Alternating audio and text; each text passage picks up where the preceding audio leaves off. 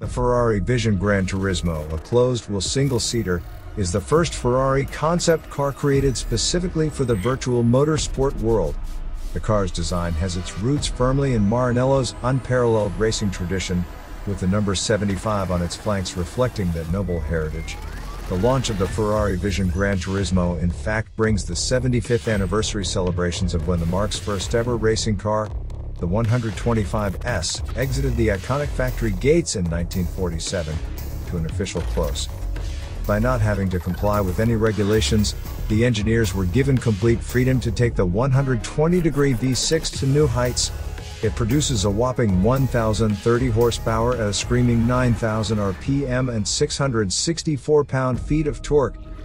Linked to an 8-speed, dual-clutch gearbox borrowed from Formula One, the ICE is accompanied by 3 electric motors, one mounted at the back and the other 2 powering the front wheels. The hybrid part of the powertrain is good for another 326 horsepower in a concept that has a combined torque at the rear alone of 809 pound-feet of torque. Despite its intricate powertrain, the Ferrari VGT has a dry weight of just 2,756 pounds.